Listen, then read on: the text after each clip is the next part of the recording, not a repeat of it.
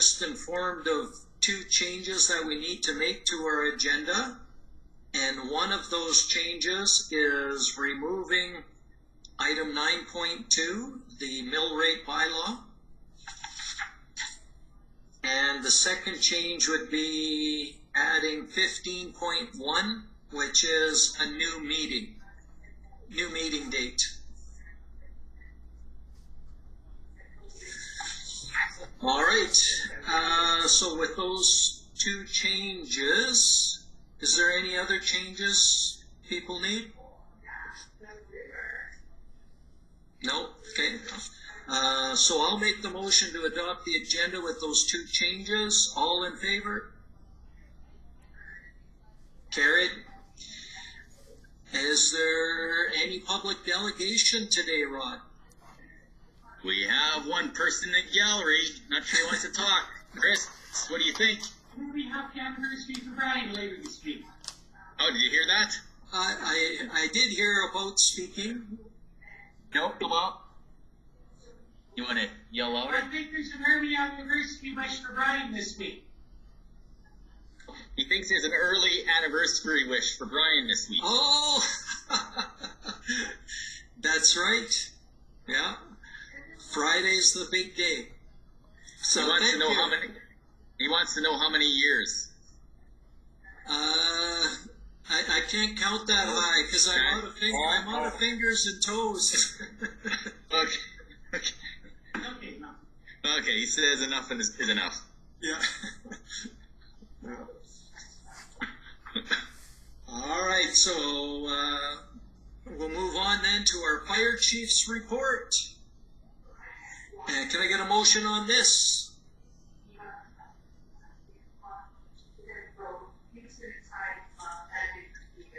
Okay, Councillor Danaka.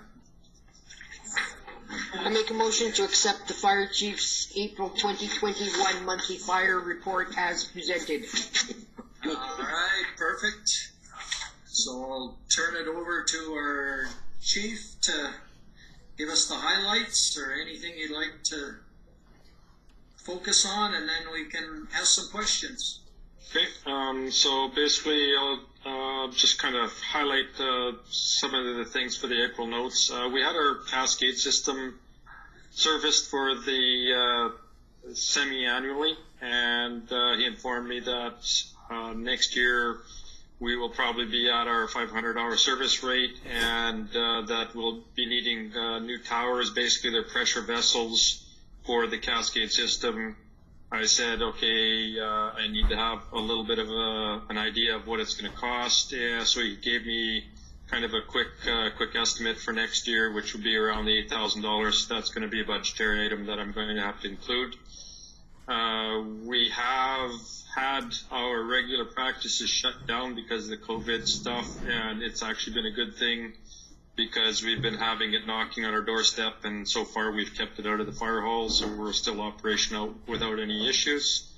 But that being said, I want to try and keep our members active training, and what the province actually did is they opened up a wildland course that my members can take part in, and I believe I got about 12 of my folks that are going through that program. So it's keeping them actively involved, and they're also learning about wildland firefighting operations. We've started the hazard reduction burns.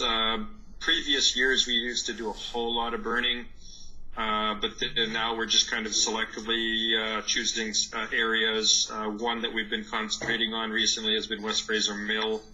Potentially with the summer and how dry it could possibly be. I've been in consultation with Lee Barton, and he's kind of identified some key points, and as of last night we basically wrapped up the places that he wanted to have done, and hopefully that's it, because things are starting to green up. And fire communications tower, I don't know if you guys noticed when you kind of drove in or drove around the fire hall, our tower had a little bit of a lean to it.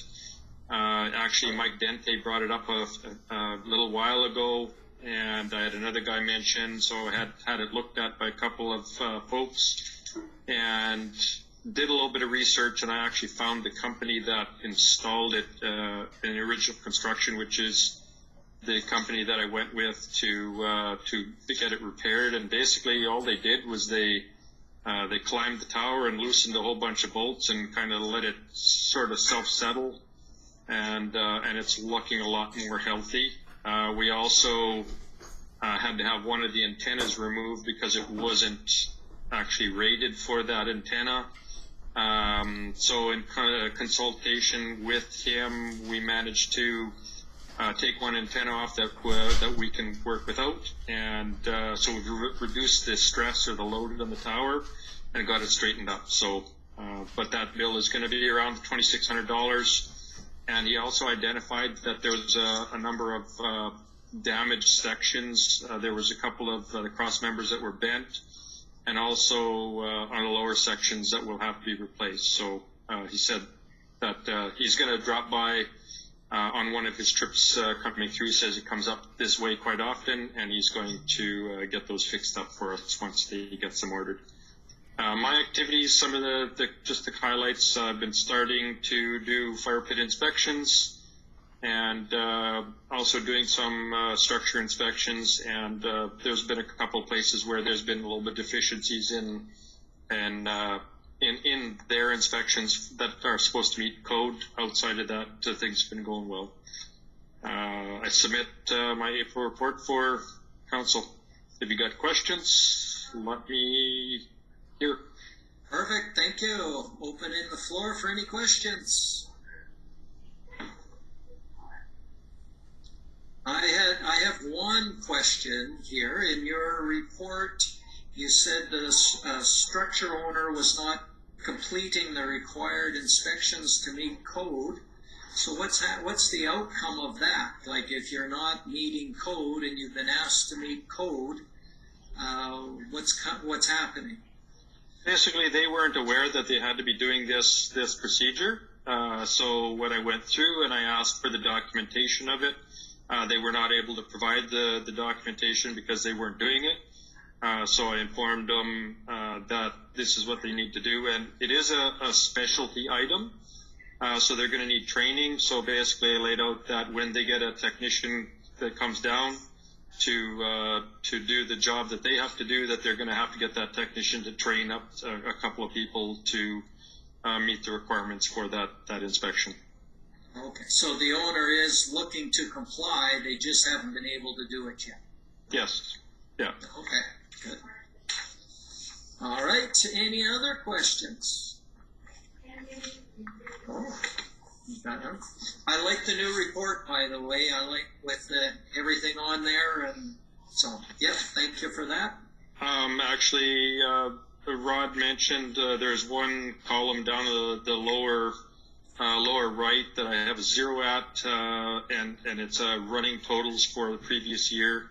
And what I have done is I've fixed it up so that I will be able to offer that for you as well. Okay, no, it looks good. Thank you. Okay. All right, seeing no more questions for the chief, we had Councillor Danaka move for information. All in favor? Carried.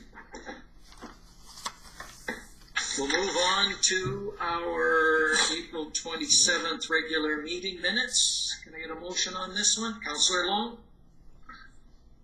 That council approve the minutes from April 27th, 2021, regular meeting of council as presented. Perfect. Any errors or omissions from the minutes? No. All right. Seeing that, all in favor? Okay, that's carried. Moving on to our April 19th special meeting of council.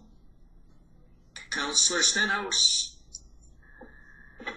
The council approved the minutes from the April 19th, 2021 special meeting of council as presented. Okay. Any errors or omissions in that one? Seeing none, all in favor? Okay, that's carried also. Moving down to item 8.1. The census, get a motion on this one. Councillor Long? The Council of the Town of High Prairie supports the 2021 census and encourages all residents to complete their census questionnaire online at www.census.gc.ca. Accurate and complete census data support programs and services that benefit our community. Hey, thank you. Now, I know I talked with the mayor of Valley View before, and he was telling me that they have in the past done their own census because it has made a big difference in how much funding they receive. So, I don't know what a census costs, and I don't know how much money they gained from doing their own census. But I think that's something that we can keep our eyes on if we think there's any, if our census is under where we think it should be, we may want to look at doing our own census and do a little bit more digging into how much money we get for every extra residence that we bring in. So just a comment on that one, because I think there could be, according to him and Valley View, they thought it was well worth the money to do their own census. But they would have to do but they would still have to participate in the national census, correct? Correct. But then they update that information in the national census with the more complete census. Yes. Yeah. So yes, I guess, and yeah, I got my notice in the mail and filled it out the other day. So it's pretty easy now. They just drop off a package, you put in the code and do it online. Only took 10 minutes and you're done. Okay, any other questions or comments on this item?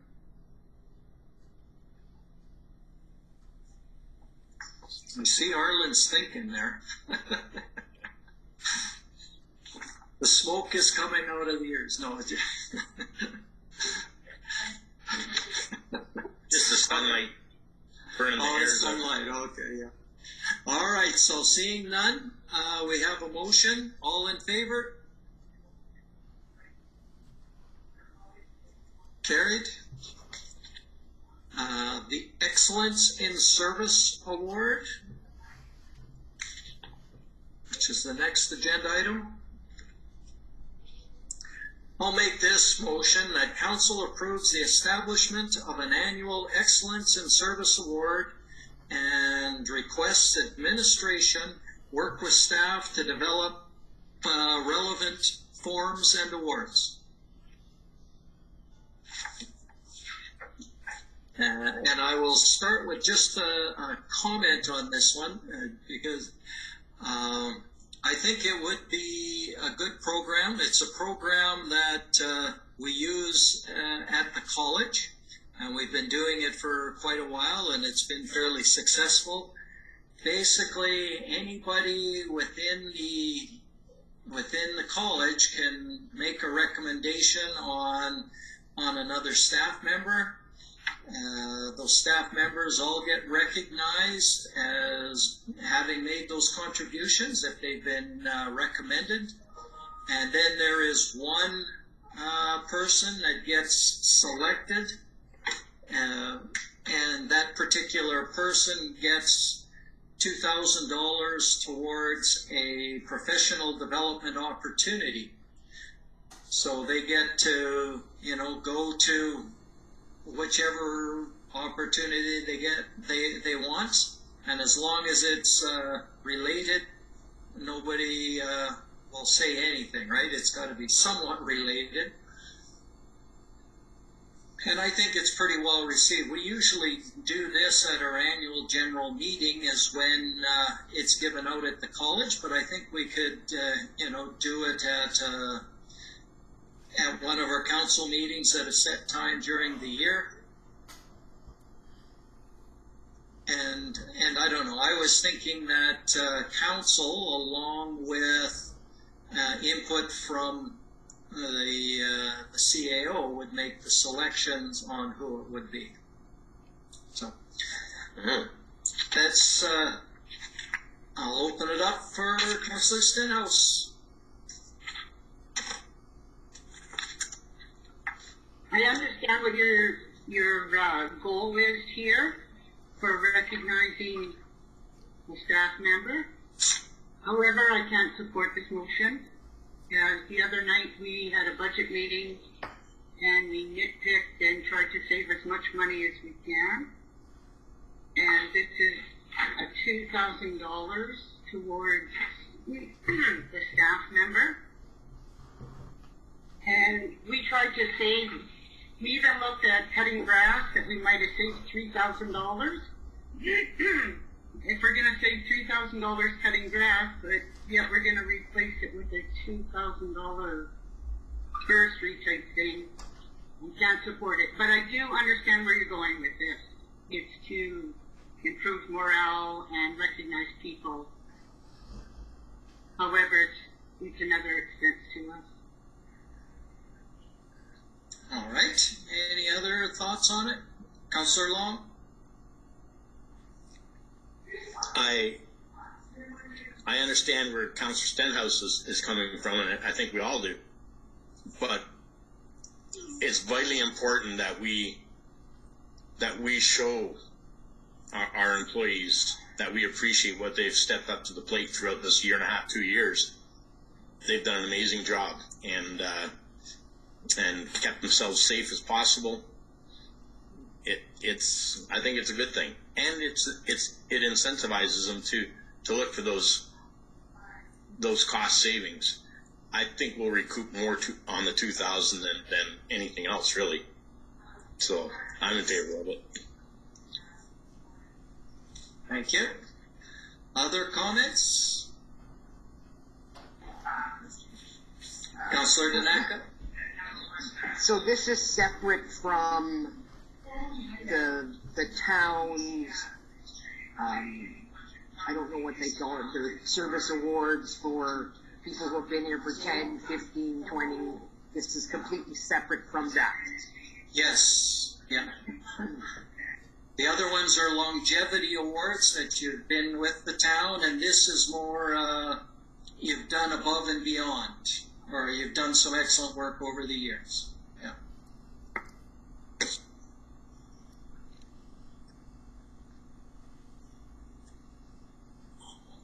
So, and just like I said, I think from my point of view, yes, it is a little bit of money, but I think it would help keep building morale, making it a fun place to work.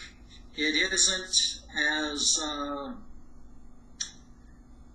at least at the college, I can say it isn't, everybody gets recognized if you get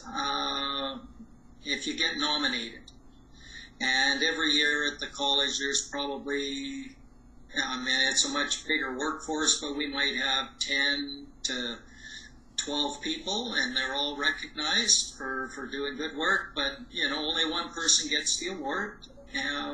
But there doesn't seem to be animosity or anything for the people that win it, and that's always a bit of a concern. But you do have to pick a winner, so and the people recognize it. It's a nice little perk if you've done something above and beyond. So I think it's a good way to recognize people that have done something, unique and special over the year. Councillor Danaka? So I guess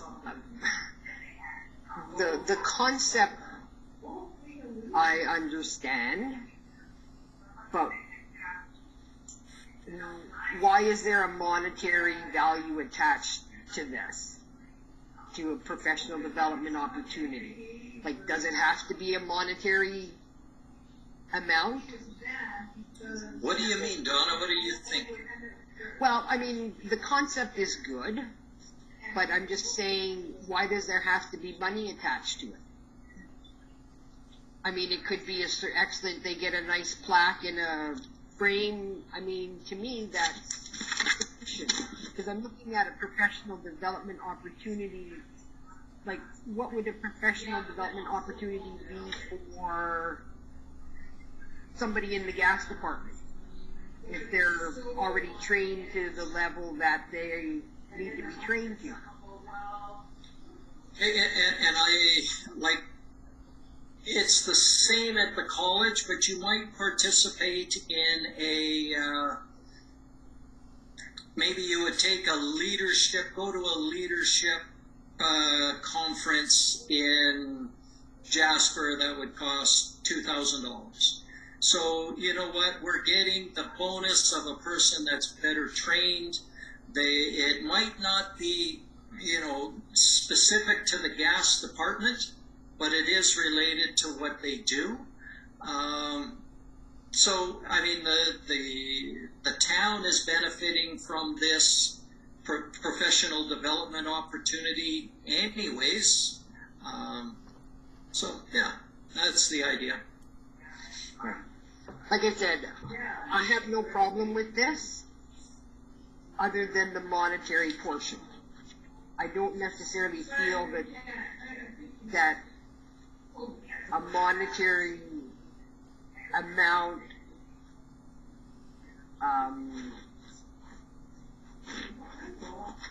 is necessary. I mean, we could have a wall of fame or whatever, and their name could go up on that for people to see. They get a plaque and an award letter, you know, a nice letter saying thanks, etc., etc. The monetary part of it is something I'm not interested in doing. Okay, thank you. Rod, I don't know, have you talked with your staff at all about this? No? Okay, any thoughts on it? We've canceled all of our leadership team meetings. So, yeah, we've canceled them until we get over this COVID thing. And, we are planning to have one next Tuesday. I'm hoping that we're going to have that one at least. Okay. So any thoughts on how this might be received? Well, I've talked to a couple, kind of, some of the one-to-ones are still proceeding. I think the feelings are mixed.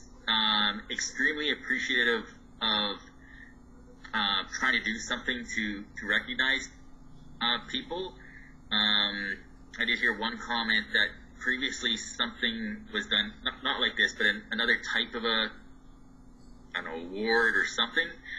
And I don't know if it was employee of the month or something like that. I can't remember exactly what it was. And basically what ended up happening is we went through the entire municipality type thing, which is different than this, obviously. This is more of a nomination kind of once a year. Again, I'm not trying to be negative here, but one person indicated that, there might be some, even though it's trying to be a morale booster, maybe, and people shouldn't feel this way, but maybe there might be some jealousy or something depending on who gets it. So, you always get that, right? It's unfortunate when you even try to do something good to reward people. You always have this element, which is, in my opinion, when you have that, you have a bit of a cultural issue to begin with, which is what maybe this is trying to cure. But human nature sometimes just is difficult to predict. I think, say, my couple of one-to-ones that we were able to do, and just briefly talking about this, certainly there was a desire to do something to recognize staff, and so they saw this as somewhat of a move in the right direction. Is this the perfect one? Maybe not. Maybe one of the things we could do is we could send something out to staff as far as maybe just putting some feelers out on maybe what are some of the things they may appreciate, like depending where council wants to go. But I'm not trying to sound down. I think there's positive. But again, even no matter how good your intentions are, some of that human nature side in some people is just, and I don't know how you cure that. And I don't think you should design systems around people that have that type of demeanor. Okay. The only one we haven't heard from is Arlen. Did you want to comment? Yeah, I think it's a good start. It's a good idea. Anytime you can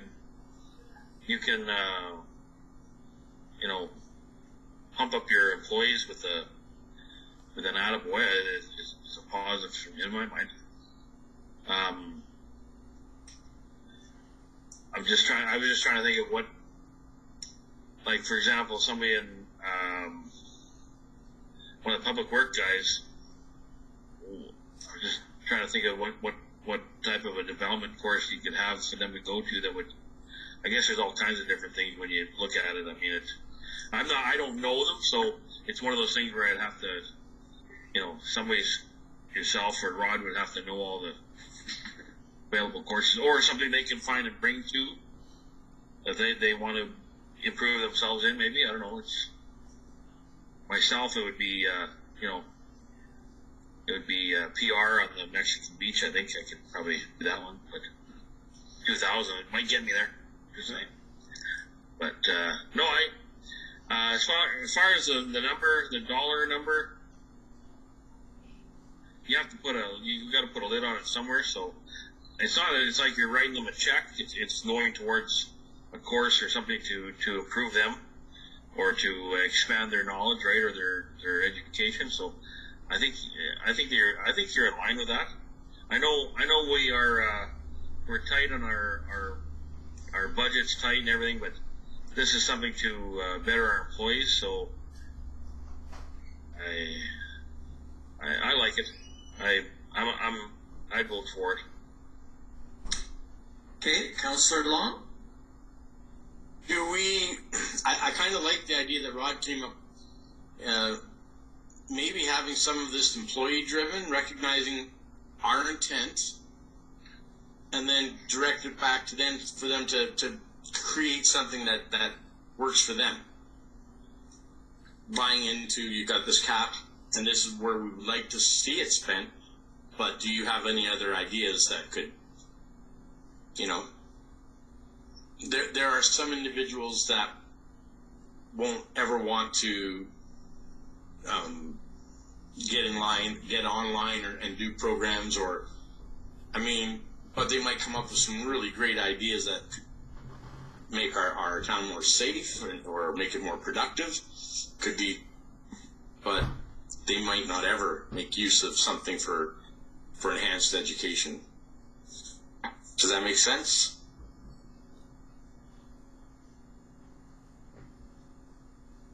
Yes? No?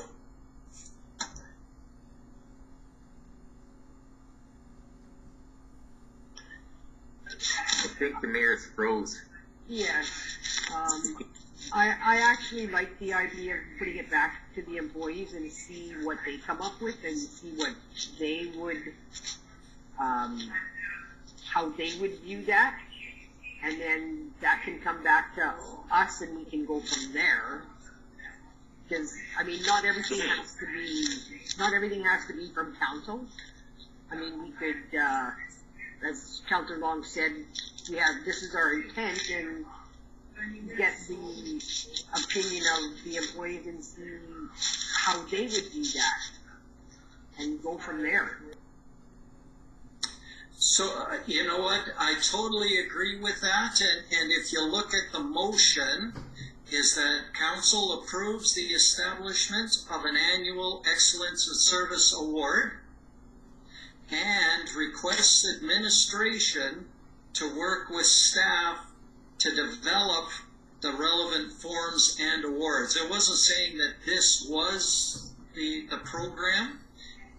This was provided as an example to look at, but I totally agree that it is something that has to be relevant to the town employees and the town staff, and something that they would appreciate, as opposed to the top down saying this is how it shall be.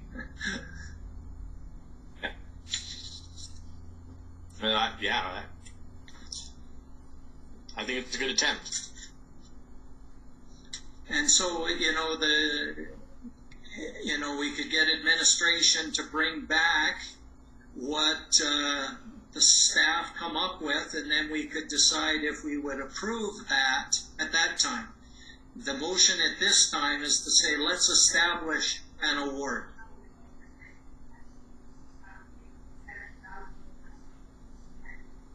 I've seen some nods. Any other comments before we vote? No. All right. We have a motion. All in favor?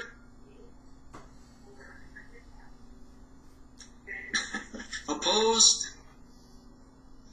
Okay, that's carried. And I'm only opposed because of the monetary value.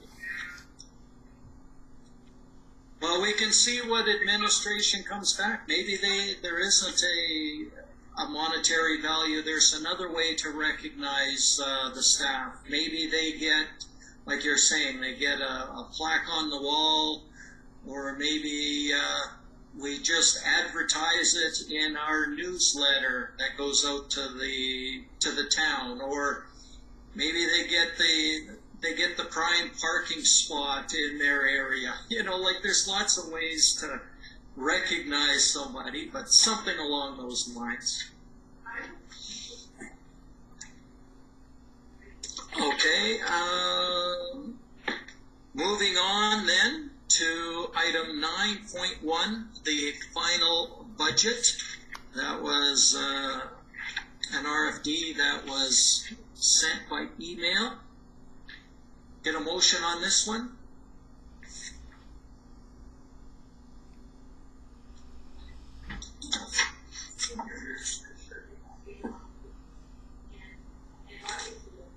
Oh, sorry, does somebody have their hand up? Wow, that's just... Okay, Donna, sorry. I popped up my window to see the RFD on my screen, and then it just blacked out everything, so I couldn't see anybody there. I was trying to minimize.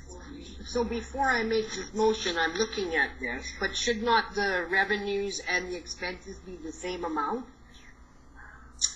Okay, good question that we can go to Rod on. And so, for your worship, I believe that is the additional that's going into the reserves. So we're actually not spending the money. It's actually going into the reserve.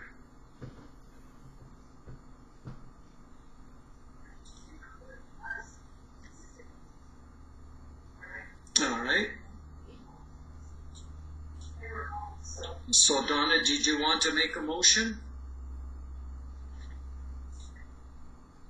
So should the amount that's going into reserves be part of the motion?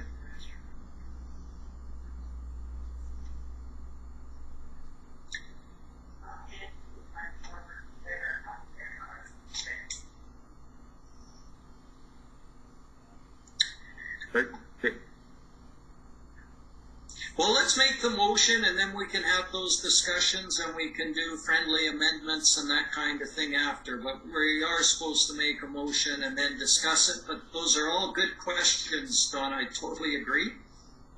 So let's start with a motion, and then we can follow through on it.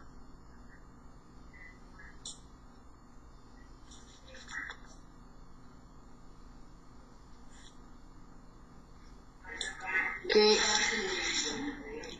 I make a motion that council approve the 2021 operating budget with the total revenues of $10,812,712 and expenses of $10,721,932 and the capital budget expenses of $2,449,539 and revenues of $1,839,539. Okay, so thank you for that, Nonna. And a very good question about the, the extra funds in there. Just identify where they should go, and I'll throw it over to our CAO to see if we need that in the motion.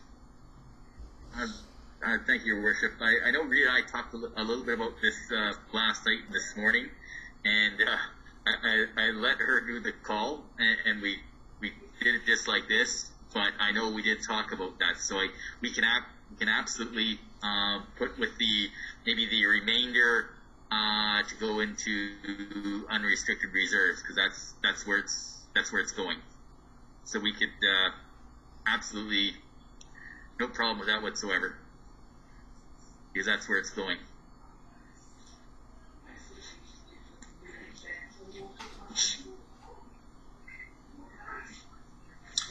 So, Rod, my question is we have a capital budget of 2,449 and revenue of 1.8.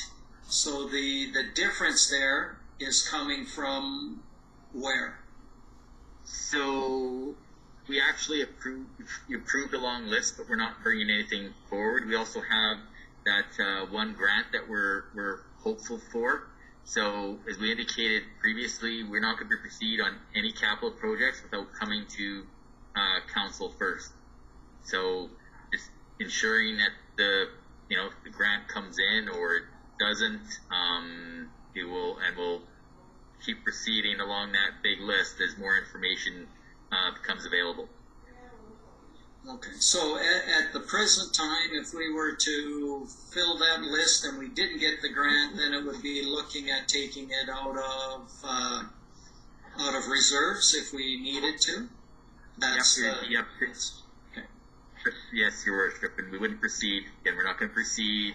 As we do different items, we'll be coming to council, because because at some point we got to start moving on some of this stuff, and hopefully we're picking the highest priorities, and at the end of the day, if we say no, this thing is broken and we still got to get it fixed, then we have to dip into the reserves. If not, then we'll put it on the list next year. Okay.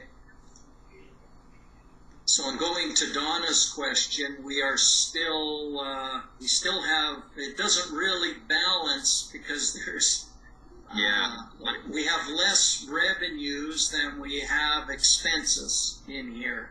So at some point we're having to say that the extra is going to come from somewhere to make that clear. Because I thought we had to submit a balanced budget.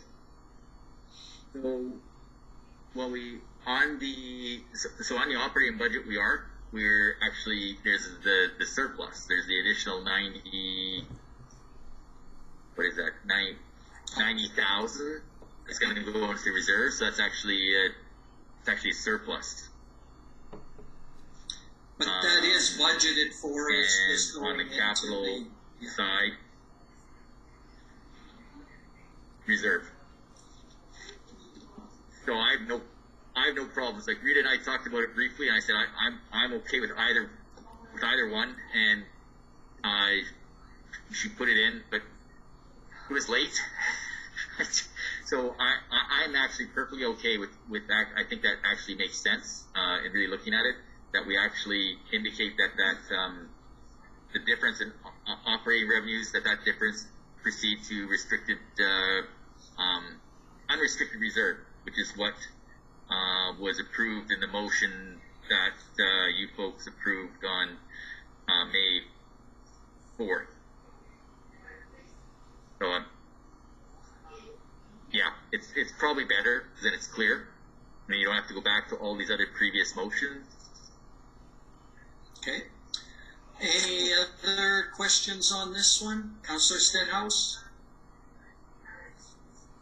So before we vote on this, on our budget, is this where, or are these going to be separate motions where we are looking to reducing some of our services and expenses?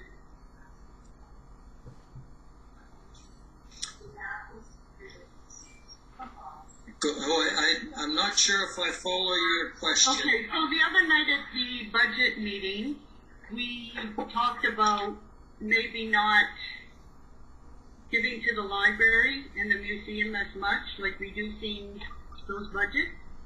So is this where we talk about this before we vote on this?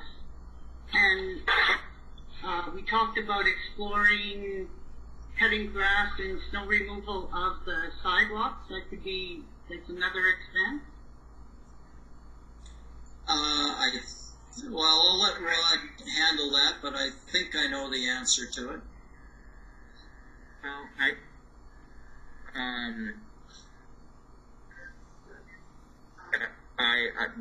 based on what I'm hearing and what has been talked about before is, maybe those are things that are done in the upcoming year. I think administration is really hoping that this budget passes the way it is, but absolutely, if council wants to give advance notice to some of our organizations that you provide funding to, you could make a motion to that effect. But again, that would be, I'm assuming, well, I'm not assuming, basically that has to be for the 2022 year, especially with other organizations and even our budget. Administration really wants to move on. We've got to mail our tax notices. So if there's anything else that council wants to do to adjust things even this year, fine. But we really, and can do a motion to do that, but we've got to get this budget passed. If that makes sense. So we really want to approve this. But absolutely, if there wants to be a motion to indicate, to give some forewarning to some other organizations that you're really strongly considering making changes, I think it's appropriate to do that, but not for 2021. So we will vote on this budget, and then we can make those motions after. Is that what you're saying? Yes. Okay. Oh, Councillor Long, did you have a comment? I just want to make sure, Councillor Stenhouse, you're wanting to make changes to the budget? You have concerns? No, I don't want to make changes to the budget, but if we are going to be thinking of reducing services, to give everyone a heads up on it. For 2022. Yes. That we are looking at doing reduction in our spending. So we want to give them fair warning, not catching them, like we said, on the 11th hour of the 11th day, like. Yeah. Oh, perfect. I just wanted to make sure, because I agree with exactly what you're saying, so. But yeah, 2022. Okay. Any other questions? Well, we have maybe we should just make sure we've got that friendly amendment, or Donna, if you want to amend your motion to a friendly amendment to add with the, with the excess of the budget going into restricted reserves. You can add that to my motion. Okay. So just to be clear, something like, at the end of the 10,721,000, with the remainder going into unrestricted reserves rather than restricted, because that way then councils, we still got to do all that work in all the reserves. We're still going to be allocating them. So for now, just put it in the unrestricted. Yeah. So it's just unrestricted, not restricted. If that's okay, because that's what you guys voted on on May 4th. Yeah. So. Look forward to be with you. All right, any other questions then on this particular motion? Seeing none, all in favor? Carried.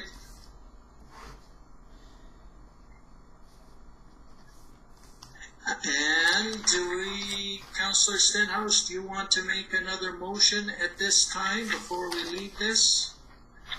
Or do you? Yeah, yes, I would. So I had one prepared, but I don't have the other one prepared, so I'll read you the one I have prepared. Is that administration review the practice of cutting the grass on boulevards and snow removal on sidewalks and driveways of residential and non-residential property, identifying all areas where the service can be discontinued, and any projected problem areas and options to mitigate, and that administration bring back this information for council's consideration so that service level changes could be implemented in a time for the upcoming winter. So what I'm asking here is that administration look into what we discussed the other night about cutting grass on boulevards and snow removal on the sidewalks. What are the implications of that? What kind of problems would they cause? That's my first motion. And Can I just stop you there for a second?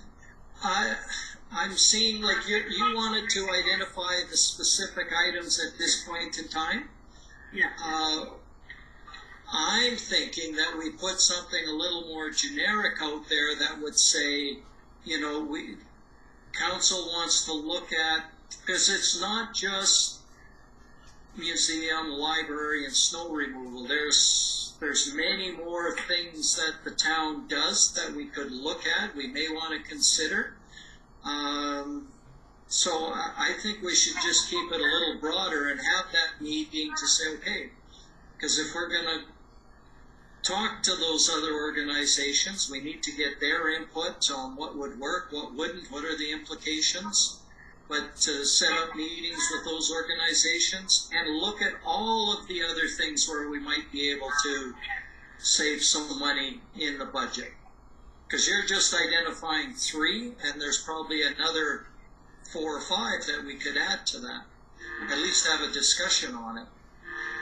I agree, but I thought this would be 2 separate things as we discussed grass cutting and snow removal the other night. Use that as a motion. And then another motion as to speaking to our organizations on possible reductions in their budget, on our portion of their budget. And what about the other things that we do in town? Such as, well, yeah, I know, but these are the things we discussed the other night. Yep. Yeah, no, and I agree with you. We need to look at them. But, okay, it's your motion. I was just suggesting maybe making it a little broader as opposed to, separate motions on each item. But that's okay. It's your motion. So your motion for now is to deal with the snow removal? And the grass cutting, yeah, on the boulevard. Okay. All right, so questions, comments on this motion?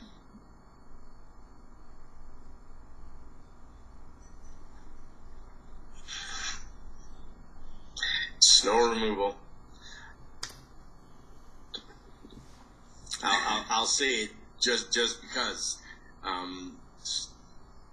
the town is pretty patient, I think, when it comes to helping out, making contributions, making cutbacks if necessary. They don't ask for much, but they do want the sidewalks and the roads cleared.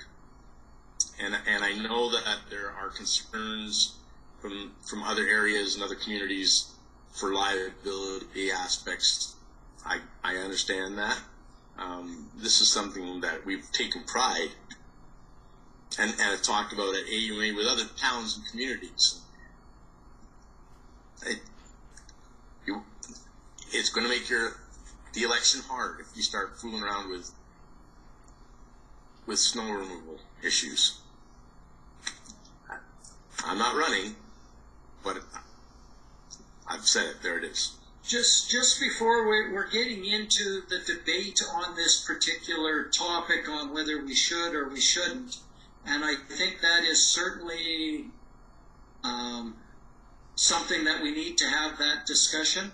But I think at this point in time, what we're really saying is that we want to look at this item in the near future and have an RFD with some recommendations and having administration put something together so we can make a better informed decision about this particular item. I think that's where we're at. We're not there to, because we don't have all of the facts at this point. Is that was what your motion was for, Judy? That's what I got out of it?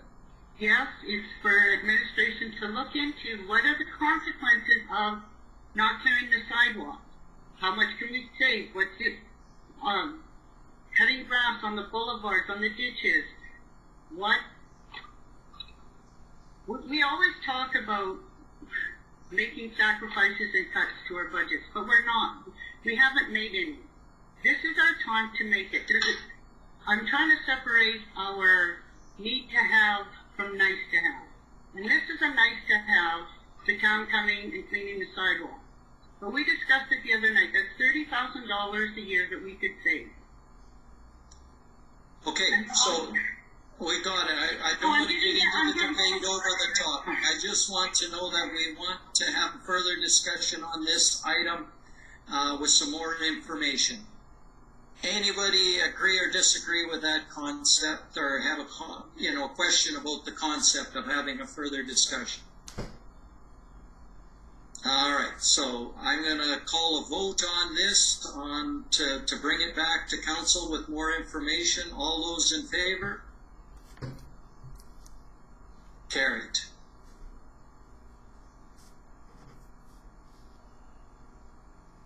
And Judy, do you want to have another specific one, or do you just want, like, for the museum and the library? Same idea? Yeah.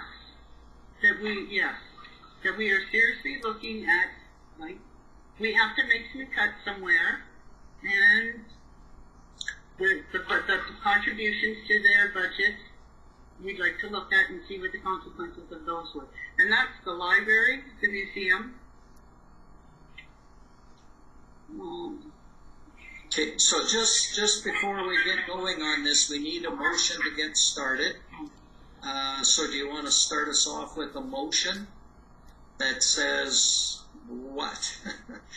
That administration bring back some information?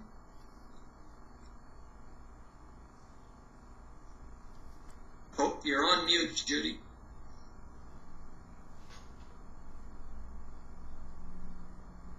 Yeah. To request administration to look into possible budgeting for the following 2022 year. Okay, you know what, I would leave it broad because there might be other things there too. And at least we know we haven't lost it, it's reported that we want to look into those more. Yeah. Yeah, that's what I was getting at, so. Okay, so the motion, I'm not sure if our recording secretary has got the motion there. Sort of. I will rewatch and make sure I got the wording right. Okay. I can email Councillor Stenhouse. Well, we want to make sure we're clear on what we're voting on also. So, Judy, do you want to spell it out a bit more, or do you want someone else to help with it? You're on mute again. So, the administration brings back information for council for consideration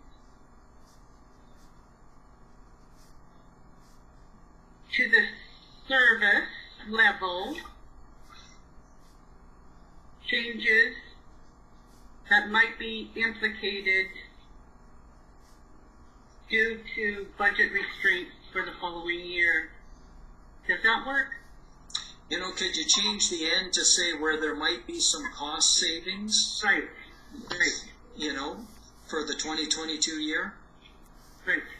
Okay. Okay. Councillor Courtney?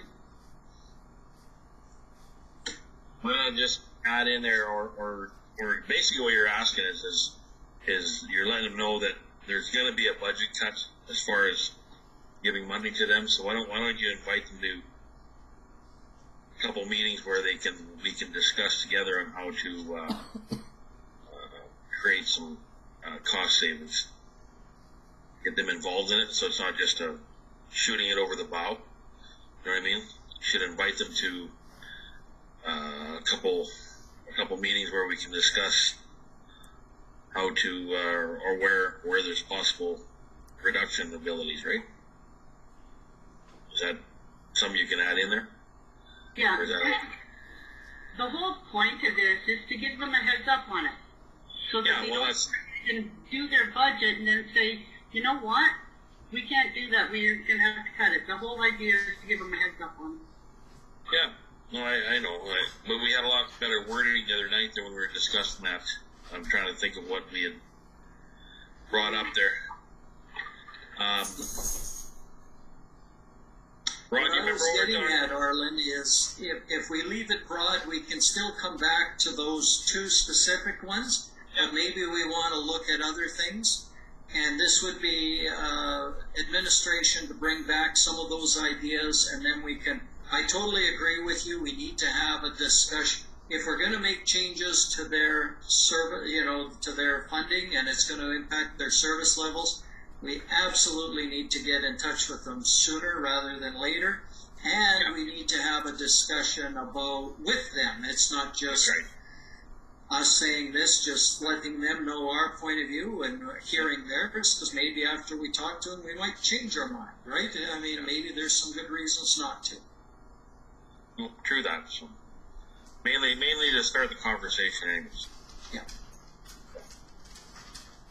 All right. So do we have enough there, Rod? Well, I'm just wondering, is it this simple, that administration contact the library museum requesting a meeting to talk about the 2022 budget? Like, is that... Or is it, do we want to look at other things too? So that's why I was thinking, because it is a whole bunch of things in the 2022 budget. It's the snow removal, but maybe we don't want to open up anything more. Maybe those are the only three things, but there are other things like Arlen was mentioning in our May meeting. We're just talking about one item when there's other areas that we may want to look at in the town.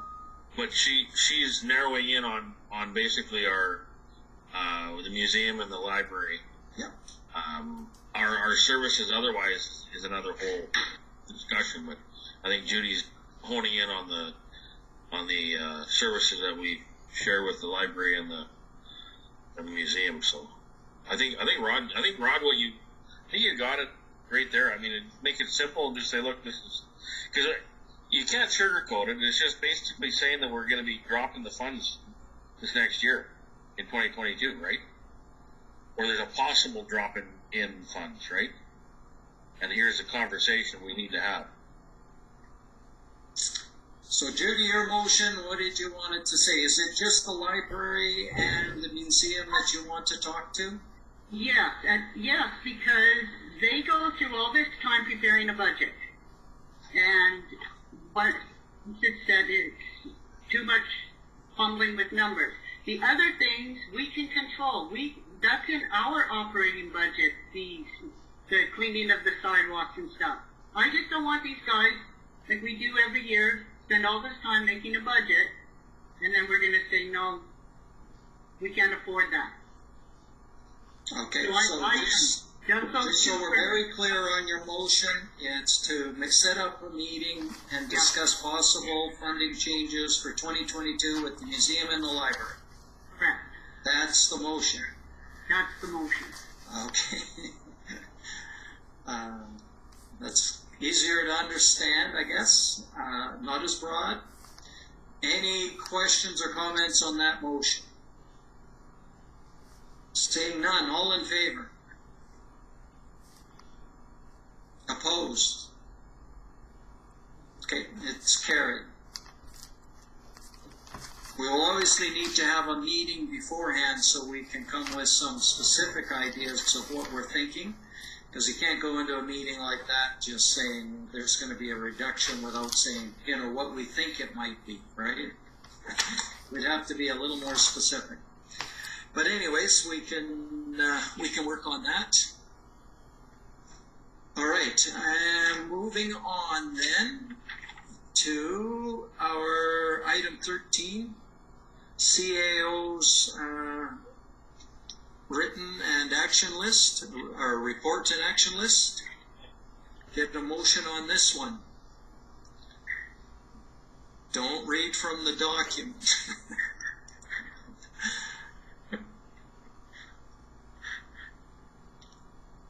Hey, okay. That's not fair, Michael.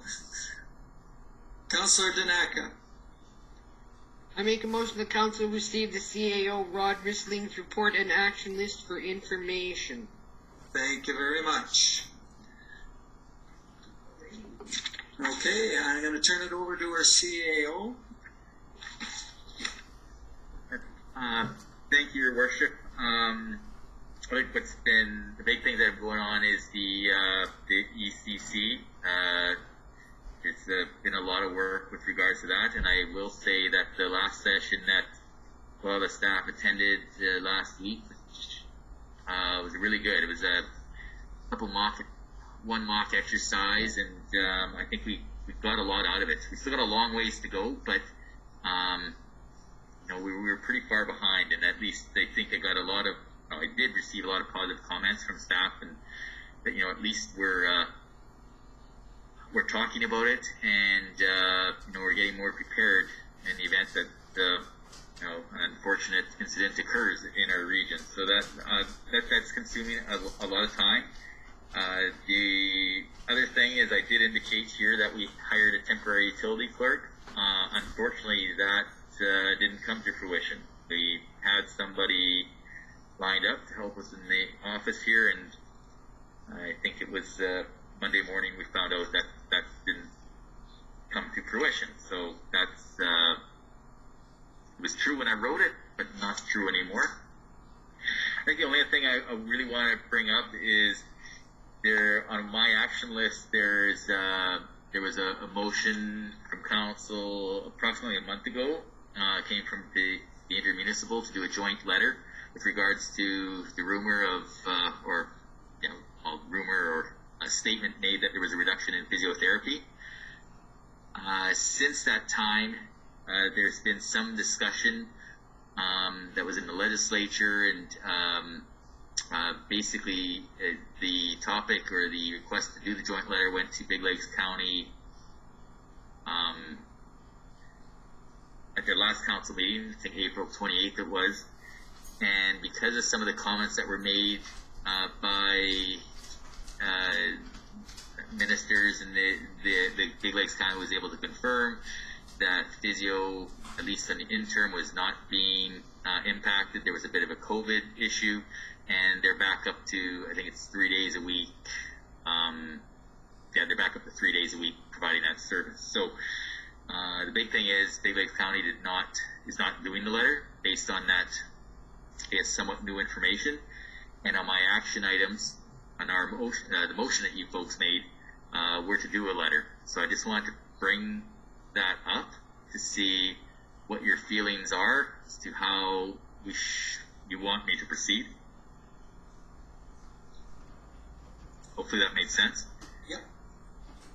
Okay, so we've got one issue to discuss, and So we can start with that agenda or that item, and then we can also open the floor for any other questions or comments you might have for the CAO. So I'll start with the one regarding the letter to the minister regarding the physio.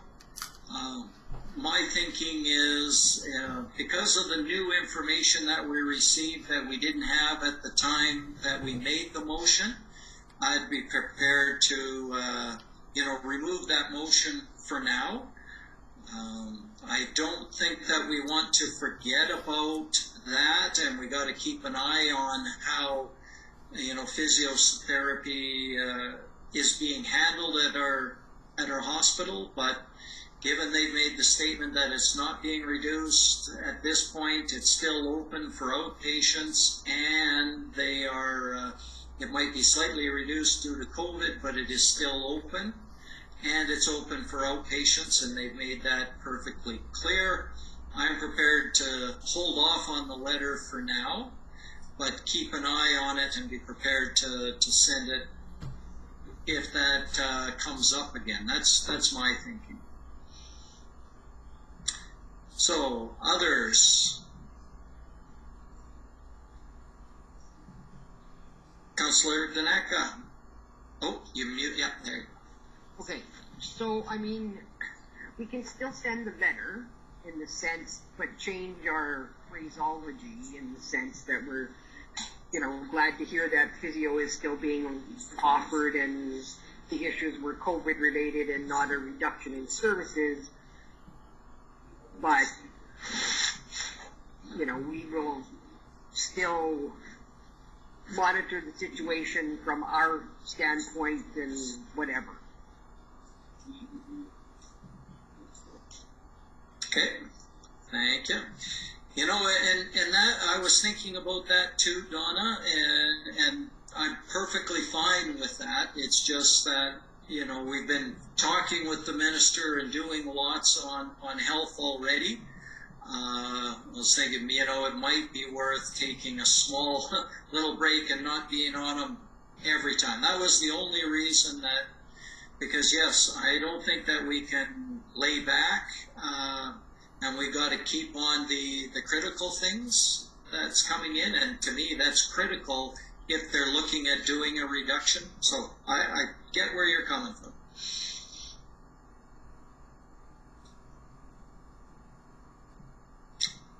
Other comments?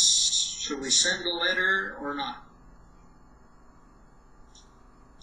Councillor Courtney. Yeah, I don't think with the new information and stuff, I think should not send it right now. I agree with the decision not to.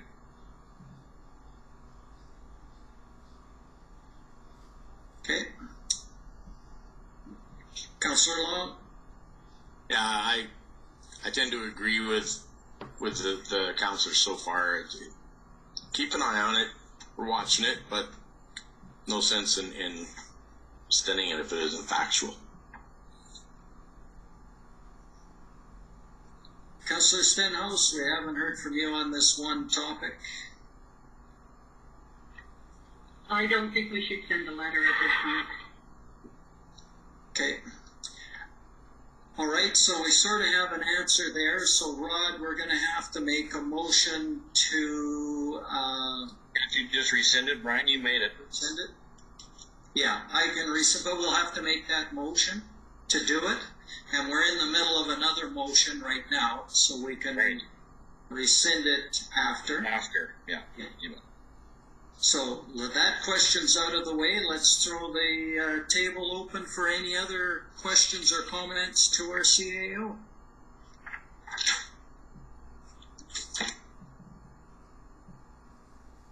Councillor Courtney.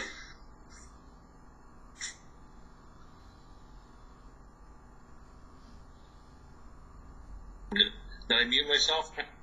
Wrong button. Have you had lots of applications for the recreation superintendent position? I would say there's lots, but I will say that there's interest. So there, lots. No, not like hundreds. But we do have some applicants that actually have recreation in their field, right? Okay, good. Good. Well, that's good. All right, anything else? Okay, I don't see any. Oh, Arlen's got another one. Yeah, and Rod, the MPE, they completed the inspection. They did it. How long did it take them? Did it only take them like a couple minutes, or did they spend the whole day? So yeah, I was kind of surprised. They got here on the Thursday. I don't think they did too much on the Thursday, but they started early on the Friday, and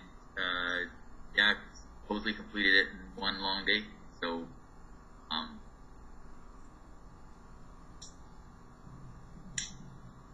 Okay. Did anybody go with them, or they just went on their own? a lot on their own. I saw them outside on their own. I know Rick was there and was taking him around to some of the places, but I don't know if he was with them the full time. And I know when they went to the pool, we had the pool, but the pool wasn't really a big inspection. They were only looking at the HVAC and the steel pillars. So yeah, I don't know how long that one took, but it wasn't that. I didn't check. Like, not very long, right? Okay. No, I just curious because yeah. All right. Thank you. Yeah, we'll see what the yeah.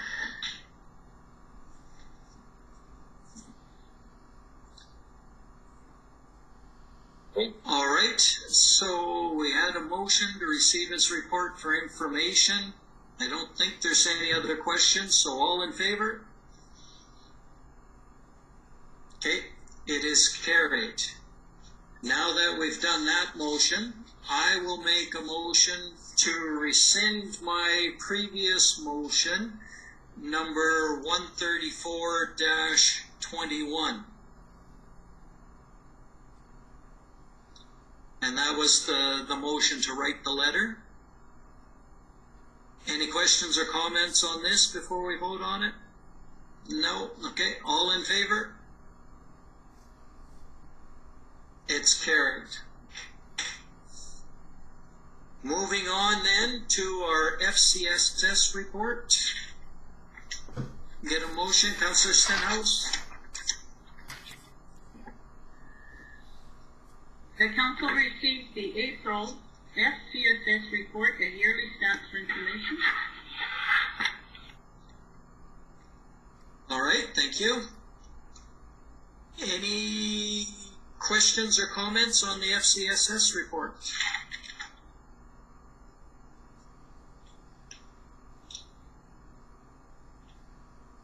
Seeing none, all in favor? Nope. Got it. All right. So moving on then to, and this is this next section with it's all of the correspondence and information. We've got a bunch of letters that have come into the town, but we'll just looking at 14. We didn't really. This was an interesting one, where we start at 14.2 on down to 14.7.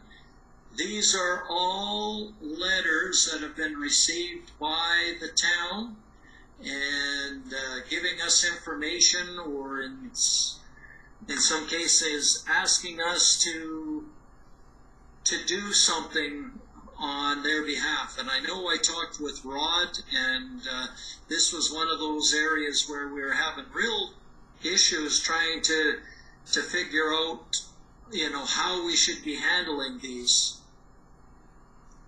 So we decided just to put them in, and then if there was real strong feelings on one of these issues, we could talk about it, but administration wasn't sure how they could get, good information to talk about the railway or to talk about the rural vaccine issues that we've got.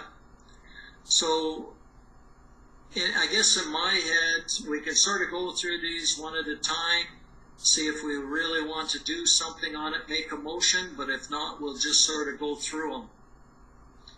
Because they're all good cases. Councillor Stenhouse.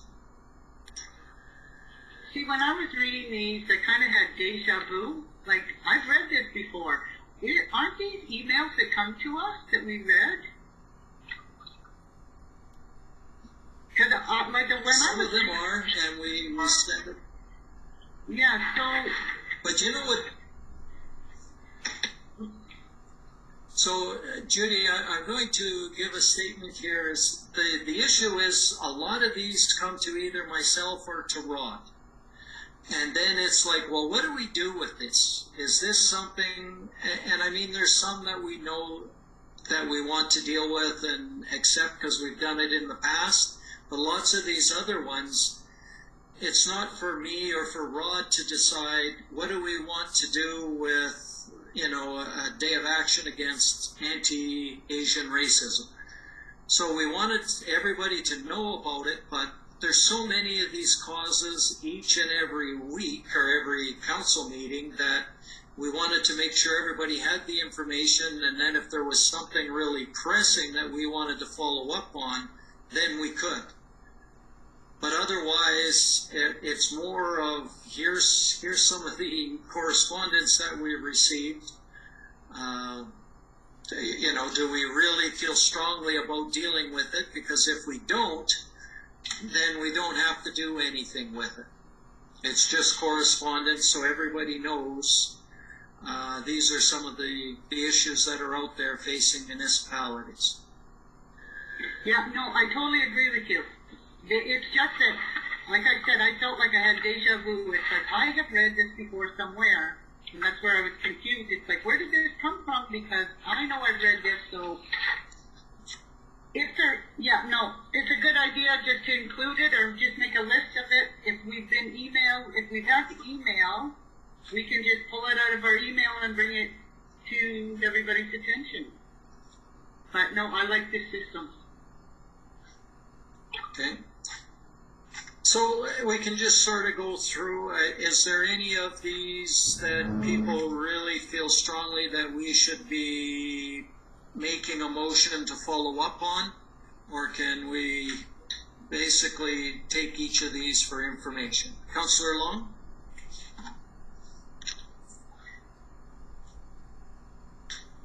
Oh, you're muted.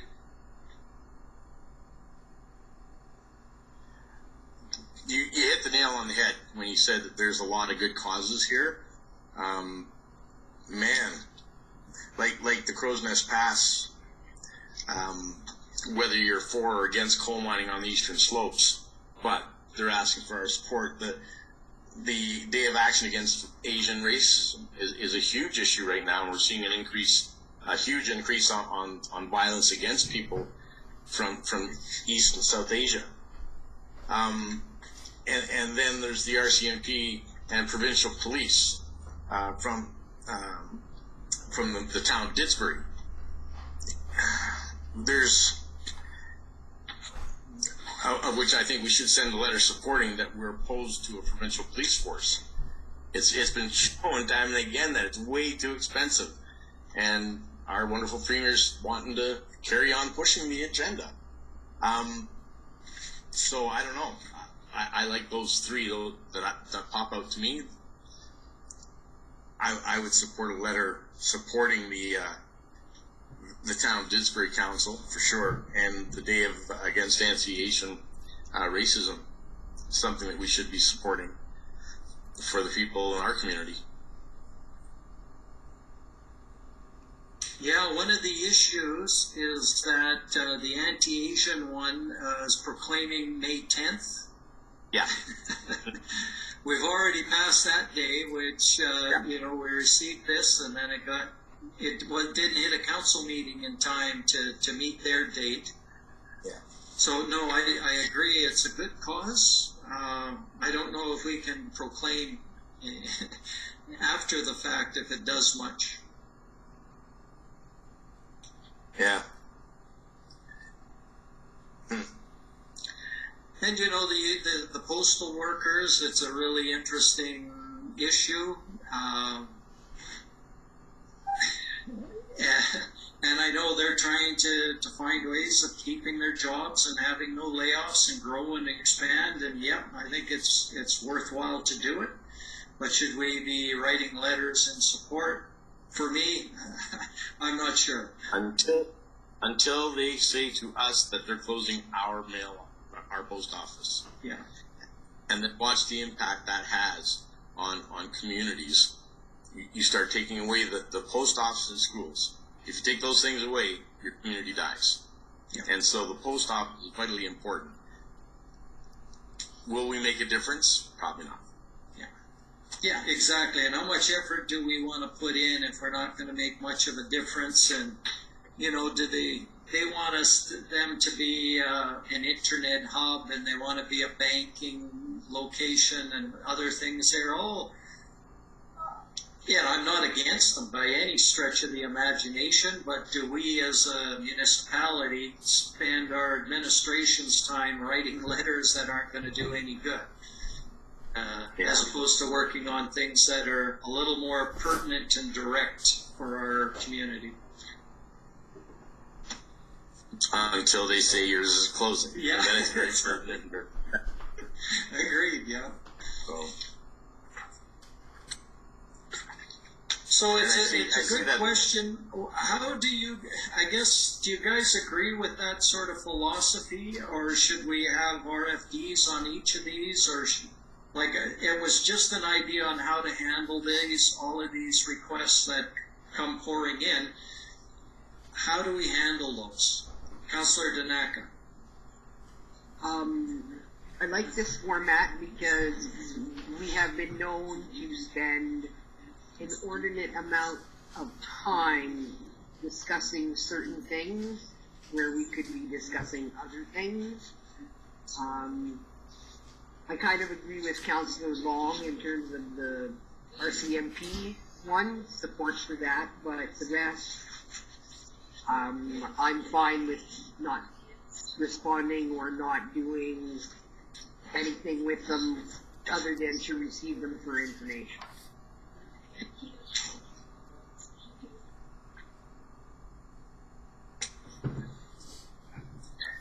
I think from an environmental point of view, the coal mining on the south and on the eastern slopes of the Rockies, they're asking for our support on that. And if they go for Zone 3, Zone 4, that'll take it down to the province's border, to the states. They'll be in some of the most beautiful country you've ever seen. But it's going to be on the east side of the Rockies. So, and they're saying those are areas where there's already either existing mines or existing exploration. It's coal, and I'm opposed to it. So, yeah. Period. But there's two letters regarding the coal, and then there's one saying yes, we don't want the one here is that they actually Crow's Nest Pass wants it, right? They want it there, and we have. I think we did send one saying we didn't support that in the past. We've already sent a letter saying we don't support the coal exploration, and that's what they're saying that, hey, well, what about us? It's important to have a mine in Crow's Nest Pass. So, do we want to respond to them or to the province? To me, let the review of that policy, the coal mining policy, take through and see where it comes out. And then we can, say whether we agree or disagree or get involved with that review and get some input there. But at this point, I don't think there's anything to really respond to, in my opinion. I've heard a couple of people say we want to write a letter about the RCMP. Arlen, go ahead.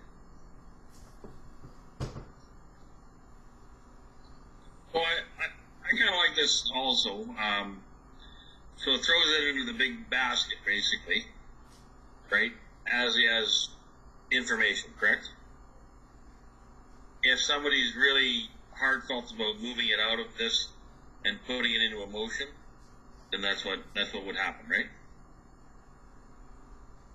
So otherwise, we just vote that we read them all, it's for information. Because if you put it to each person on what they want to respond to individually, we're never ever going to agree. So, and even by somebody that wants to pull it out and vote on it, it might not go either, right? So, but I do like the fact that we see everything and able to read it, but where does it go from there, right? That's where I'm struggling at.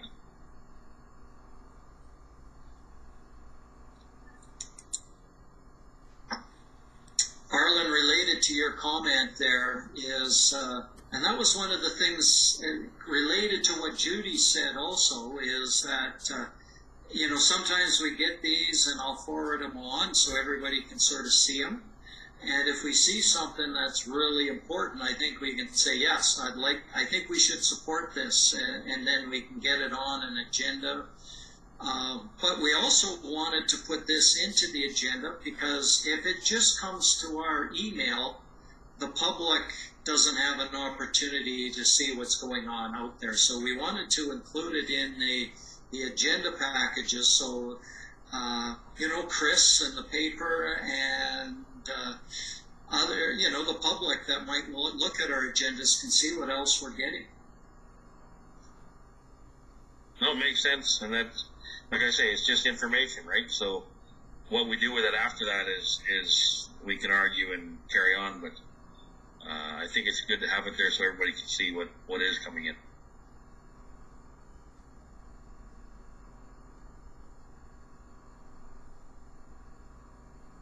You're muted. All right. We've had a couple of people express thoughts on maybe supporting our RCMP and sending a letter there. What are the thoughts on that one? I think we've sort of, maybe I'm wrong, but I think we've talked about the other ones enough. But maybe not. Maybe Michael thinks we should go over some of the other ones more. No, but the RCMP, I agree. I think is an important one that we should stand up and fight for. Although I don't agree with their budgeting, but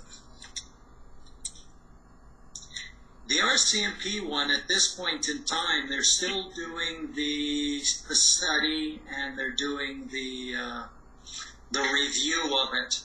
So I don't, at this point in time, I'm looking at it too and saying, you know what, let's see what the review comes back. I did sit in on that, on a teleconference meeting with the minister on this, and he said if our review comes back that this doesn't make sense, we're not going ahead with it. And there was a lot of expressions from the other municipalities that said, yeah, this doesn't make sense, and the minister said, yeah, and if it doesn't make sense, we're not going ahead with it. So I'm kind of thinking we could wait on this one too, but I agree with you. In my head, makes no sense at all to do it. It'll cost way more money, and it's not going to give us any benefits in the Canadian Federation that this government seems to think that it might do. I just don't see it. So. Okay, so. And maybe just an informal show of hands. Do we want to send a letter to the minister regarding RCMP at this time, or should we wait for a while?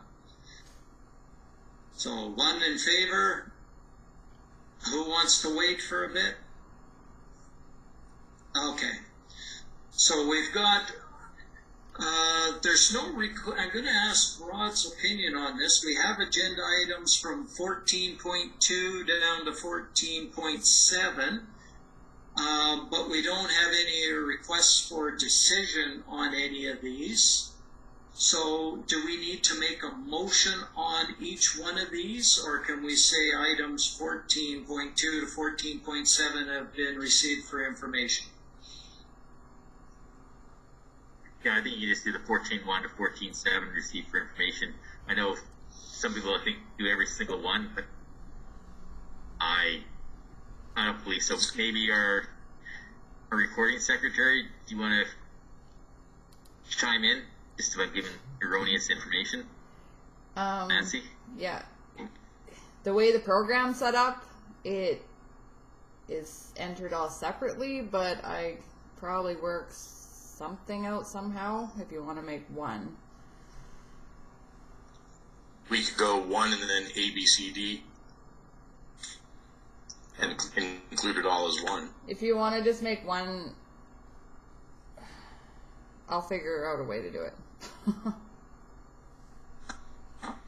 Okay, so would somebody like to make a motion to receive 14.2 to 14.7 for information? Michael Long makes that motion. All in favor? It is carried. Our new agenda item is 15.1. We need a special meeting of council to pass our tax bylaw. We thought we were ready, and there's just one little, not quite there yet, so we need a special meeting. I'll throw it open to Rod to say, when do you think it will be ready for a meeting? What sort of timelines are you looking at? Because I know our dates are getting tight now. Yeah, thank you, Your Worship. As you know, Rita fell ill this evening, and she's the one that has this in her computer. So, I'm wondering, maybe to be safe, can we do Thursday? Like, I'd like to do tomorrow, but can we try Thursday? And if we can't, like, we'll have to cancel. And I'd have to call a special meeting, but I'm thinking Thursday, just because we're running out of time. Okay. Yeah. Is anybody not able to make a special meeting on Thursday? Okay, I see everybody, nobody said they can't. So do you want to go Thursday at 7? Yeah, it's just that bylaw, so it's really goodness, it probably should only be a 15-minute, right? So it's, well, I don't know, I shouldn't say that, but it should be fast. There won't be any other agenda items. If that's the case, Mr. Mayor, because I keep checking my phone here because I was hoping to get an update and I don't have an update yet. If I could just get if Thursday doesn't work, so we're going Thursday, but if that doesn't work, maybe just go through the days like Friday, Monday, just in case. Would that be okay? Just in case? Like okay, so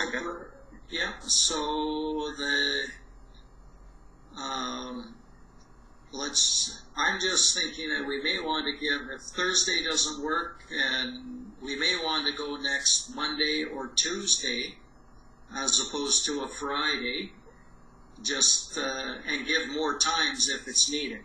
So would that work? Yeah. Okay, how about the Monday then? Does that work with people? Are we talking the 17th? The 17th, correct. I work the 17th and 18th, 19th, 20th. I have doctor's appointments in Edmonton. Oh, okay. What time do you work? Is it evenings, Michael? Yes, yeah, 4 till 10. Oh, okay. Yeah. And then you're gone the 18th, 19th, you said? So that's all out. Okay? Yeah. Well, what about the Friday then? Does that work for people? For a short meeting? If we need to get it done. Okay, I'm seeing thumbs up. Maybe we could make it a little bit earlier on a Friday so that, because that is my anniversary. I gotta do, there's gotta be some I'm not sure what yet, but it's gonna, it's gonna be good.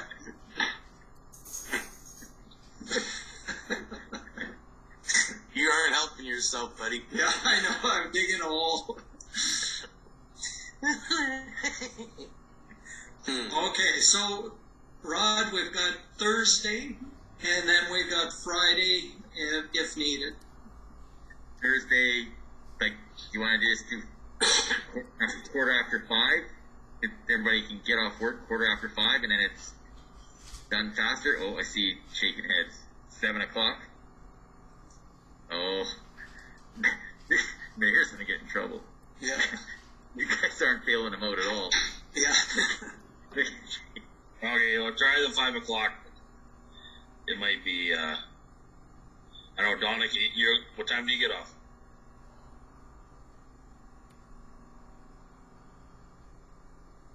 Sorry.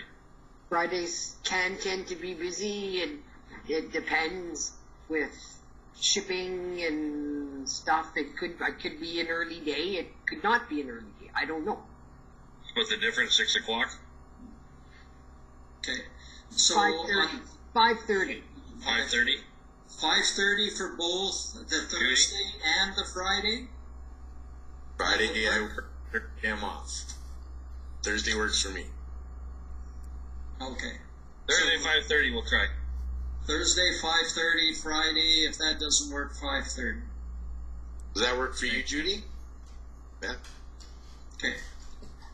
Now we should probably make that into a formal motion and vote on it, so it's in the minutes. You So have to advertise for that? yeah, you'd have to advertise. Yeah, it's a special meeting. We've got to give at least 24 hours notice. Okay.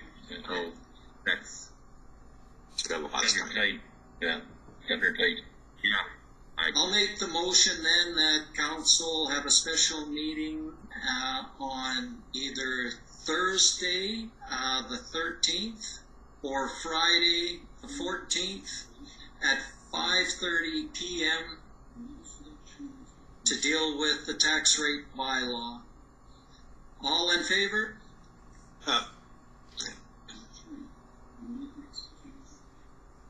Okay, it's carried. And it's going to be posted on the lights, the sign, and newspaper and radio. All regular, or I guess radio, not newspaper, but. Or do we just have? We typically don't advertise on the radio. We usually just put it on our. I don't believe. I think we just put it on our website, and yeah. Yeah, perfect. Okay. Yeah, and a sign on the door. Yeah. Well, not. Then moving on then to our next agenda item, it's our written and verbal reports. And we'll start with Councillor Daneka. No report. All right, and then moving on, Councillor Long.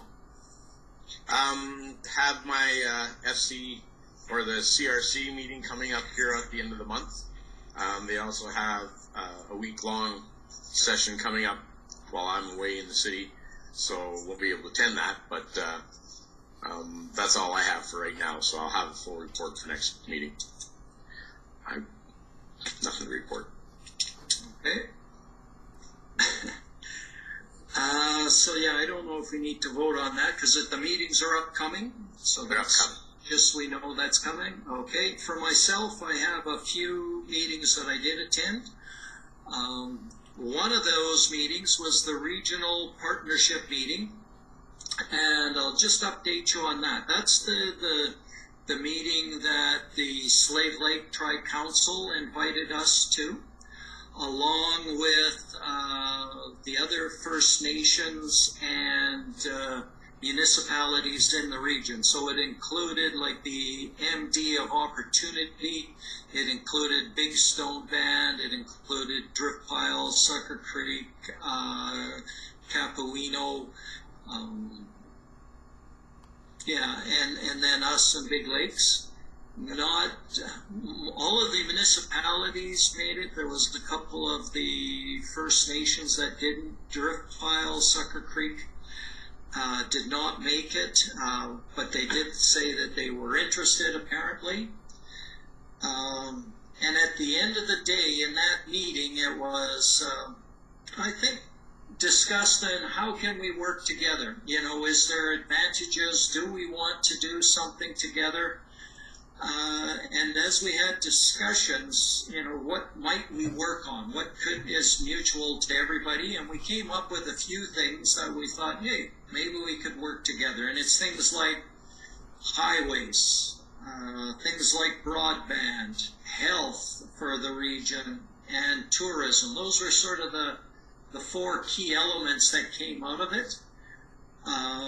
And most of the people said, yeah, let's get together. Nothing too formal. There's nothing committing anybody to anything. But the willingness to work together to toss ideas by it.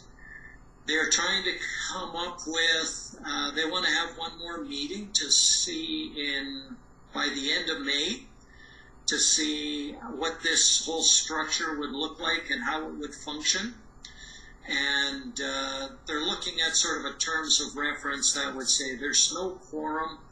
If, for example, High Prairie had a big concern, and I'll use physio as an example, and having outpatients, we could take it to that group. We would have to do the legwork and say, this is, what's happening and the issue, and, would you support this? And if not everybody we thought would agree all of the time, but there was a belief that if you could live with it, you could possibly support it. And if you didn't want to, then other, individual communities could write letters of support or whatever we were looking for support. And just the same thing if,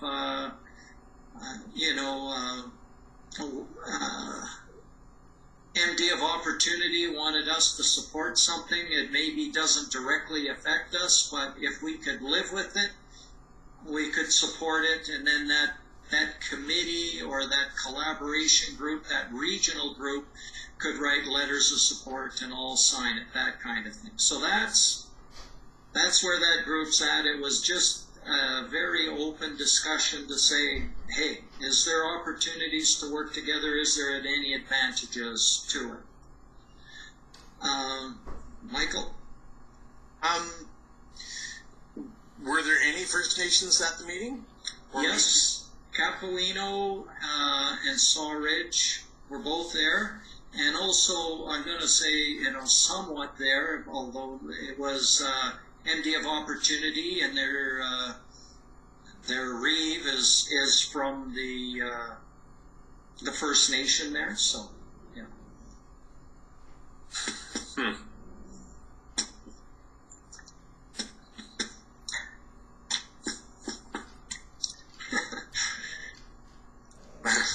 Yeah.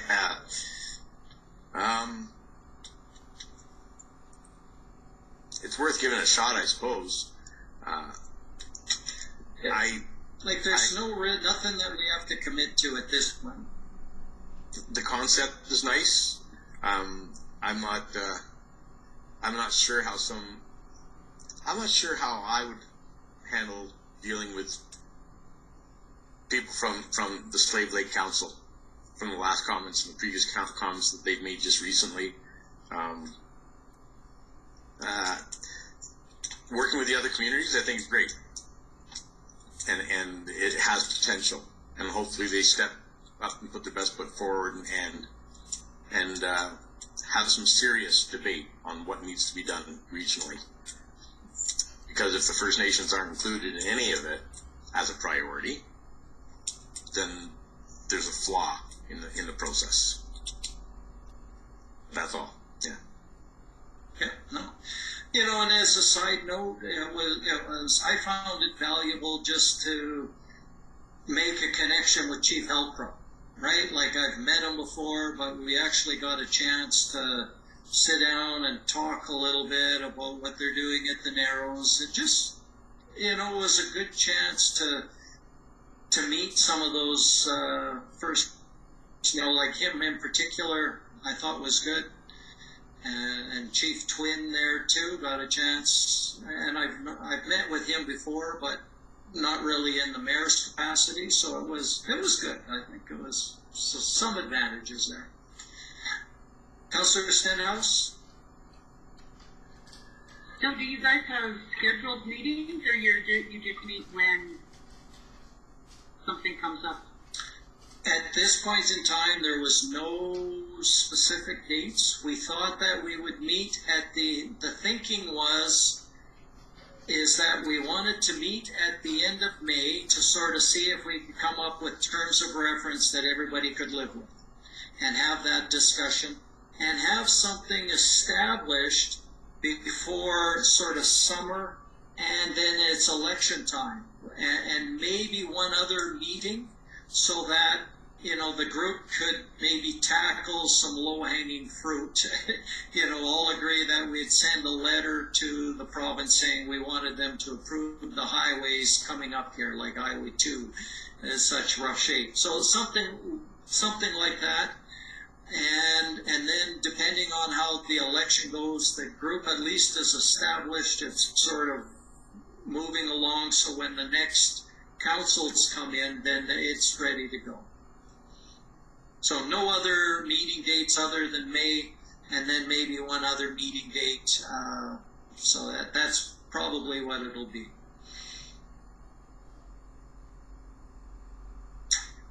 Okay, so the other meeting I attended was an alternate on the Emergency Management Committee meeting. And Rod's already talked about that. They had a tabletop exercise planned. It's now been executed, and sounds like it went well. They have a bigger emergency management exercise where they actually wanted to do a simulation on the ground, and that was being planned for June, I believe. Rod, is that still the case?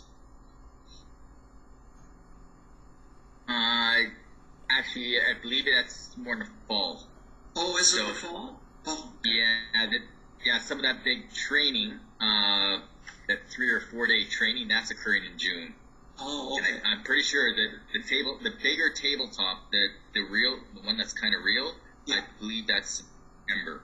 Oh, okay. I must have wrote it down wrong. But yeah, it talked about that ICS 300 and 400 for staff to be taking. That's 3-4 days of training there. There was some comments that this joint emergency management plan has been really well developed and will be very useful compared to what we have. They think it's been a huge improvement, is what I heard around from the various municipalities. So that's good. We're going to have a much better emergency management plan. And it's better now, and with all of these tabletops and other exercises, it's just going to get better as they move on. So what they've been doing, it sounds like great work. So the other meeting, we've had Hart River Housing. Stuart Olson is on site. They are starting to get the grounds ready. I know they've cut down some trees. They've been hooking up power to their trailers and that kind of thing. They've been moving out some old concrete floors to make room for it. They have a meeting coming up to deal with some of the hooking into the water system for water and sewer, so stuff like that is ongoing. They've started anyways, they're there. And lastly, we attended the intermunicipal meeting with Councillor Stenhouse and Councillor Courtney. I don't know if I should talk or should I leave. Did you guys want the thunder? No. Oh, sure, okay. I wanted to leave the thunder for you. So what we had talked about at the intermunicipal was we had agreed to those changes to the fire, and they're going to make some changes to the ICF as a result of those changes that we agreed to, having a joint rescue unit pumper truck. And that'll be coming to our council in an upcoming meeting. There was, they talked about the visitor information center, you know, the updates for the website, and that update has been put onto our town website, I understand. I haven't gone to look at it yet, but Rod's nodding, so that's great. And the other big one, this is the big one that came out of there, is there's some discussion in terms of having some partnering with Big Lakes on IT support. And so they're looking at perhaps us paying about the same amount of money, but having Big Lakes providing the support.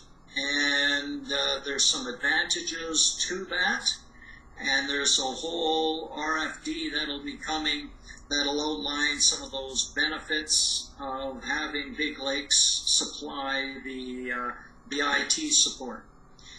So I think that was it. We talked a little bit about the physio changes, and we talked about the regional collaboration, but we've already discussed that here. And I believe that's what we covered at the intermunicipal. So, any questions about those other items? Seeing none, I'll move my report for information. All in favor? Carried. Okay, now we move on to Councillor Courtney. I was at that ICF as well. The other meeting I was at was the airport meeting. It was just after that. It was a good little meeting. Still working on the AWAS system. The AWAS system is the information that pilots can log into and find out what their weather is at. As far as hold on here, I got something going on with my computer here. Anyways, there's some licensing issues with NAV Canada and also Transportation Canada, and they're getting through that. Mel's working on that,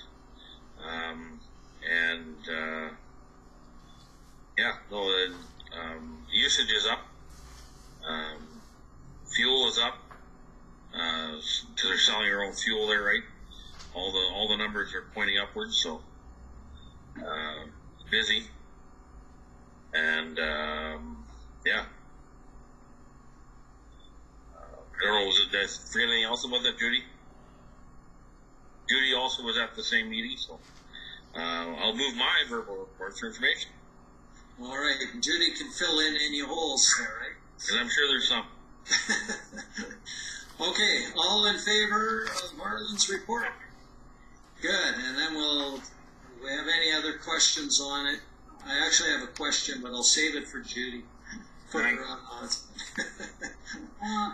Okay, so the only thing, I was at the intermunicipal and the airport, and the only thing I would add to the airport meeting is, again this year, they're hoping to have the fly-in lunch that they had last year. And that will take place the week of August 22nd to the 28th. But it's still kind of up in the air because of the COVID restrictions, but we're fingers crossed we're going to hopefully have that fly-in lunch again. It's a big promoter, brings a bunch of pilots and the community and everybody together at the airport. Just had one question is, I know that the forestry was looking at picking up their fuel from us at some point. Are they not doing that now?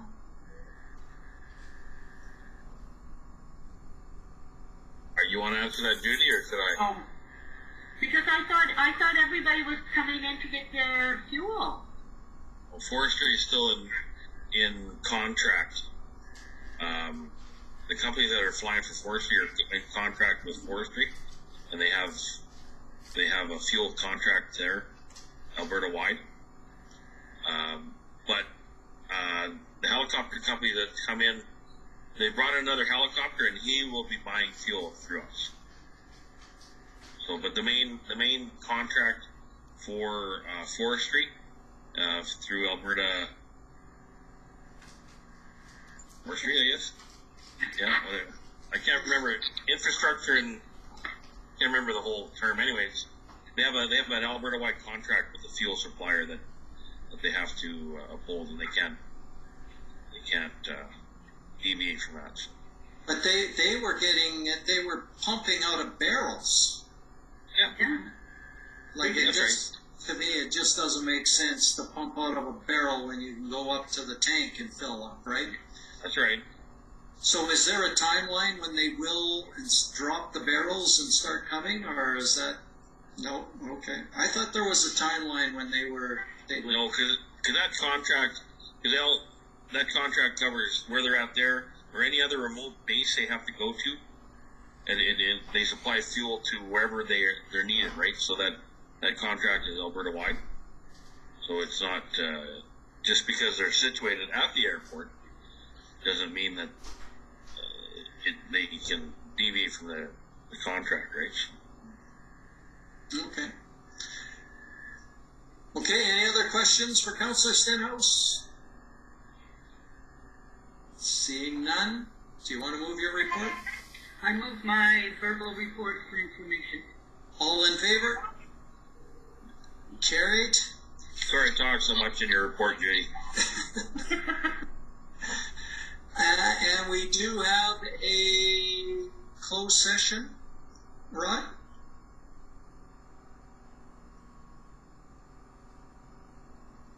That's correct, Your Worship. I think it's fairly brief. Okay, good. I know we probably want to take a break, but I think Absolutely. it's 5 or 10 minutes at the most. Okay, well, let's take a 10-minute break, and then we'll come back into a closed session there. I think he was hinting not to take a break. We need to take I need to take a little bit of a break.